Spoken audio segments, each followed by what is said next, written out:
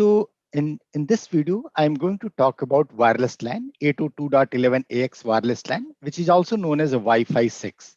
So we'll look into that, how wireless LAN evolved in the last 2 decades, what are the various frequency band, channel, and its use cases. So this is the agenda of this video. So we will look into that, what is wireless LAN, what is Wi-Fi, what is Wi-Fi 6, IEEE 802.11 and IEEE 802.11ax. Then we look into that, how wireless LAN has evolved in the last 2 decades with its various standard. Then we look into that, what is electromagnetic spectrum and where the wireless LAN fit into that spectrum. Then we look into what is wireless LAN frequency band and channel. And then we compare the last three important versions like 802.11n, 802.11ac, and then 802.11ax. And in the end, we will talk about the various use cases. So let's get started. So the first thing is, what is wireless LAN? So a WLAN or wireless LAN is a network that allow devices to connect and communicate wirelessly. So the devices like this user 1, 2, 3, 4, and 5, they are wirelessly connected to the access point. In wireless LAN, data is transmitted over the air using one of the IEEE 802.11 protocol. So like 802.11a, b, g, n, ac, ax. So any of these protocol can be used. Wireless LAN include an access point. So it include an access point which is used to connect to the internet. So it is used to connect to the internet. Access points send and receive radio frequency signal to the connected device. So access points send and receive with user 1, 2, 3, 4 using the radio frequency. And the devices which wireless LAN connect are called clients. So these user 1, 2, 3, 4, 5 RM, they are called the client devices. So, and it uses the star topology in which all nodes send and receive data through access point. So all the nodes are sending data through the access point. Okay, now let's talk about what is IEEE 802.11. So we are aware about IEEE 802.3, which is for the Ethernet. So similarly, for wireless LAN, we have IEEE 802.11 standard. So what is IEEE 802.11? So IEEE 802.11 is actually a suite of standard for implementing wireless local area network created and maintained by IEEE Standard Committee. So what is 802.11ax then? So IEEE 802.11 is the latest Wi-Fi standard which defines the modifications to the 802.11 physical layer and media access control sublayer, right? And the technical term for 802.11ax is high efficiency. So 802.11ax is one of the version of the 802.11. Okay, now let's see what is Wi-Fi. So we use the term Wi-Fi all the time. So actually Wi-Fi is nothing, just it is a trademark owned by the Wi-Fi Alliance, an industry trade association that promote wireless LAN technology and certifies product if they conform to certain standard of interoperability. Like when we talk about like Wi-Fi 6, so IEEE 802.11ax, which is marketed as a Wi-Fi 6 by the Wi-Fi Alliance. So we can see that Wi-Fi number are related with the IEEE version. And this is a new naming standard set by the Wi-Fi Alliance, with the previous generation now being known as a Wi-Fi 5, Wi-Fi 4, etc. Like the previous one, 802.11ac is known as Wi-Fi 5. Now let's look into that, how wireless LAN has evolved in the last 2 decades. So as we know that wireless LAN is not new. It's been from the last 2 decades with a standard like 802.11b and a, and then it progressed to a standard like 802.11g and ac and ax.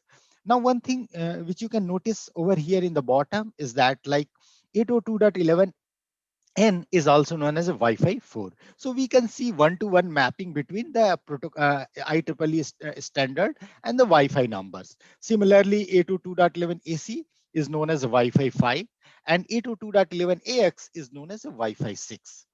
Now, if you look into that, the type of use cases enabled, so we can see that so from the few megabytes to all the way 10 gigabytes. right? With 802.11ax. So when we 802.11ax is actually is 4 times better in the dense environment. It faster throughput, increased network efficiency, and extended battery life. So these are some of the important features of the 802.11ax. Now let's look into the electromagnetic spectrum. So the important thing about which I want to highlight here is the radio spectrum. So radio spectrum is a small part of the entire electromagnetic spectrum. So if you look into the bottom over here, so in the note, so a radio spectrum is the part of the electromagnetic spectrum with the frequency from 330 hertz to 300 gigahertz. Electromagnetic waves in this frequency range are called radio waves and are widely used in telecommunication. So radio spectrum is the part which is used in all kind of telecommunication, whether it's AM and FM radio, or it's a mobile communication, radar communication. Our 802.11ax based wireless routers, like here we can see the 2.4 gigahertz wireless router. Similarly, we have 5 gigahertz, and then we have a 6 gigahertz band. So we can see that when we talk about 2.4 gigahertz, 5 gigahertz, or 6 gigahertz, from where they are coming. So now we can visualize looking into this electromagnetic spectrum. Okay. Now, so we can see that in this spectrum, we cut these three bands, 2.4 gigahertz band, right, which is around like some 80 megahertz wide. Similarly, we have a 5 gigahertz band, which is some 500 megahertz wide, and we have additional now the 6 gigahertz band in the 802.11ax, and this one provide enormous bandwidth, like 1.2 gigahertz of band with various channel size. So we will talk about this one in subsequent slide, right? So we can see that this is unlicensed band. So when we talk about unlicensed, so like radio spectrum is a very precious resource, right? And contrary to like the mobile spectrum, the Wi-Fi band is unlicensed. So you don't need to pay any license fee to the government. Now let's look more deeper into the 2.4 gigahertz. So 2.4 gigahertz falls into the ISM band. So ISM stands for the industrial, scientific, and medical band. 2.4 gigahertz is a 14 channel, and each channel is like 5 megahertz apart. So, but out of these 14 channel, we have in general we have a three non-overlapping channel. So like we can see channel 4, 9, and 14. So these three channels are non-overlapping channel. Similarly, we have channel 3, 8, and 13 is non-overlapping. Channel 2, 7, and 12 is non-overlapping channel. So we can see we have an option of at the most 3 or 4 non-overlapping channel. So like let's say like in United States, only channel 1, 6, and 11 can be used for Wi-Fi operations. However, in the rest of the world, we have an option of 4 channels. So we can use channel 1, 5, 9, and 13 non-overlapping channels. Okay, now let's talk about 5 gigahertz band. So 5 gigahertz band has a significantly more spectrum available. And in this one, with each channel occupying its own 20 megahertz non-overlapping slice. So we can see here in the 5 gigahertz band, we have many various channels available, right?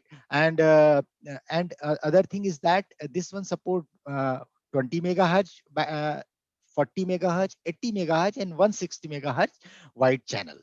And we can see these channels, the 5 gigahertz band, this one falls into the UNI band. So like 2.4 gigahertz is in the ISM band, and the 5 gigahertz in the UNI band. So UNI stands for Unlicensed National Information Infrastructure.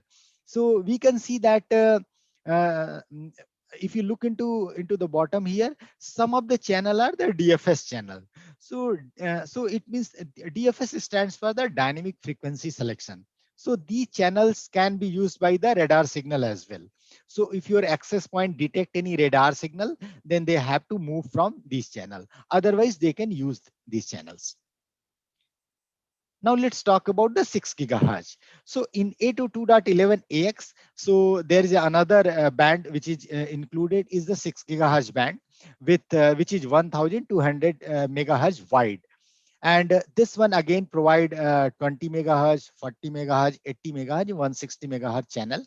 And we can see that there are various channels. So here we can see that some of the channel, this one is again in the UNI band, and some of the channel we can see they are also in the DFS. So if you detect any radar signal, then you have to move to the channel which is non-DFS. Okay, now let's compare the last three important wireless LAN standard and try to understand some of the parameters. So if you look into that 802.11n, so that one is released in 2009. 802.11 AC wave 2, so there was wave 1 and wave 2. So wave 2 was released in 2013, and that one is also known as Wi-Fi 5. Similarly, 802.11ax, which is known as Wi-Fi 6, was released in 2019. If we look into the band, so 802.11n operate in both 2.4 gigahertz and 5 gigahertz. So it's basically the dual band. Then 2.4 gigahertz band is dropped in the 802.11 AC, and it support only the 5 gigahertz band. Now in the 802.11ax, we restored this to 2.4 gigahertz band apart from this 5 gigahertz band, and there is another 6 gigahertz band is included in this 802.11ax. If you look into the channel bandwidth, so 802.11n primarily support 20 megahertz channel bandwidth.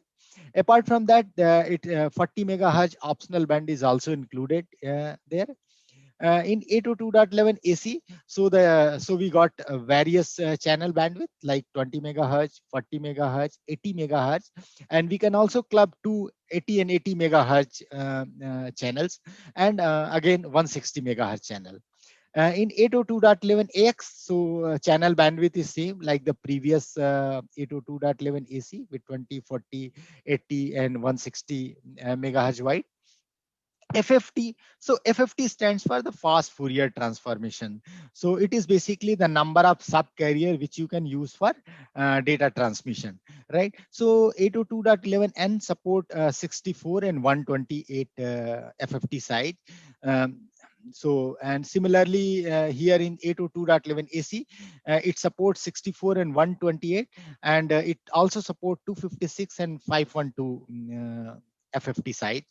And in 802.11 AC, we are supporting even more like 1024 and 2048.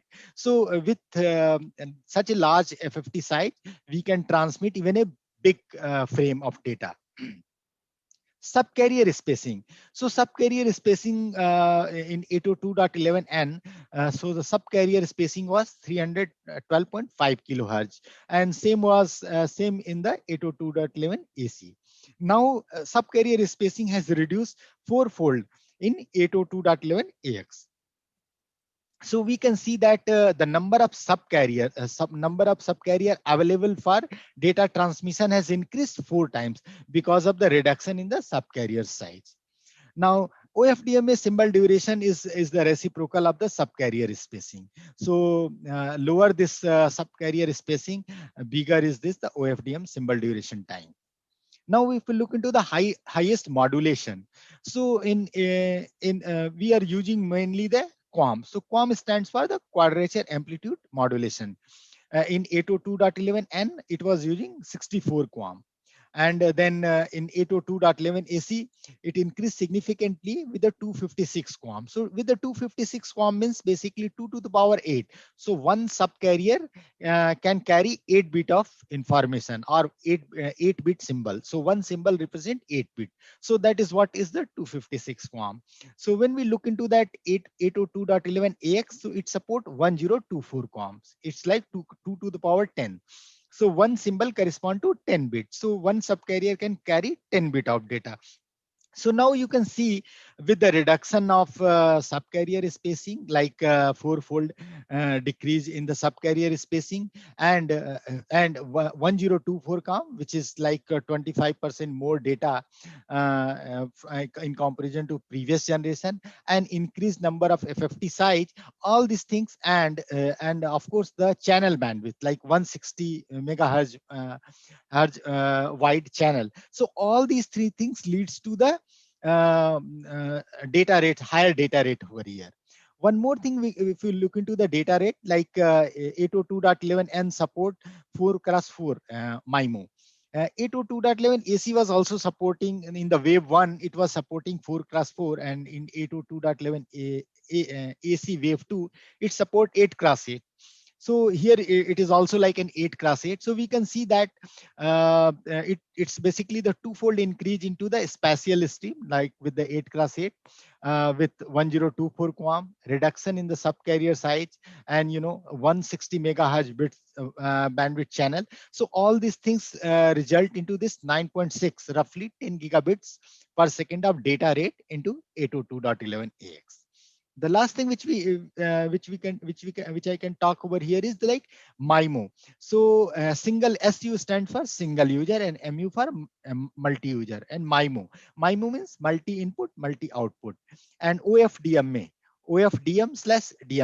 So 802.11n supports single user MIMO with OFDM. So it supports only the single user. So only one client can send or receive data in 802.11ax, in 802.11n, and it support OFDM. So OFDM stands for orthogonal frequency division multiplexing.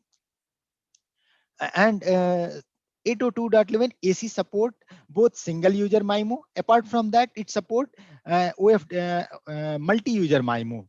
802.11 AC support only multi-user MIMO only in the downlink. Uh, 802.11ax support multi-user MIMO in both uplink and downlink. And apart from that, it support another variant of MIMO, which is known as OFDMA. So OFDMA is known as orthogonal frequency division multiple access. So this is another technique of multi-user MIMO, where the same channel bandwidth, let's say you are using the 20 megahertz wide or 40 megahertz wide channel, so that same channel can be shared among the multiple clients. Now let's talk about what are the various use cases 802.11ax enabled. So the main motto of 802.11ax is easing the Wi-Fi congestion in dense environment, expand capacity, extend coverage, and enhance experiences. So we can see that some of the use cases you can find it into the transportation hub, high-rise apartment, public venues. You can see its use cases into the universities, homes, urban areas, and enterprises. So let's look a few more. So one of the important use case is the access point, which we all using. So we can enable tri-band access point, which where all the three bands can operate simultaneously. One of the use case. Wi-Fi data offload. So wireless service providers are offloading data traffic to the Wi-Fi hotspot from their existing 3G and LTE network to help meet the customer surging demand for more data bandwidth and improve customer experience. So Wi-Fi data offload is one of the other important use case. And some of the important benefit are like it's cost effective, it's widely available and widely used. So hotspot is available almost everywhere, like, and you can provide lot of value added services, and it can help you retain the customer because you can connect the customer at all the time. Other important use case is the TV setup box. So we can so TV setup box can be hooked up to your broadband router via an internet cable or using the wireless connection. So we can hook up our TV setup box to the router wirelessly. So that's another use case of the 802.11ax. In okay. Fixed wireless services. So fixed wireless services is also picking up a lot. Like there are a lot of far-flung areas where laying the cable is a difficult task and it's not cost effective. So fixed wireless broadband is actually a type of high-speed internet access where connection to the service provider use radio signal rather than cable. and fixed wireless broadband can support a speed upward of 100 plus megabits. So in that, so that's another important use case of the 802.11ax. Now industrial, so automation, asset tracking, safety. So there is an so industrial again a huge use case. Automation, so like cutting edge in-car connectivity for advanced infotainment and telematic application. So that's another important use case. Gaming, so deliver high performance connectivity even for most demanding of gaming platform and voice assistant. So you can play game with your friend who is sitting across other corner of the world. uh, uh, so that's another use case. Imaging, so like just think about like secure connectivity of wireless camera and printer. So these are some of the use cases. So that's pretty much in this video. Thank you. Thanks for watching.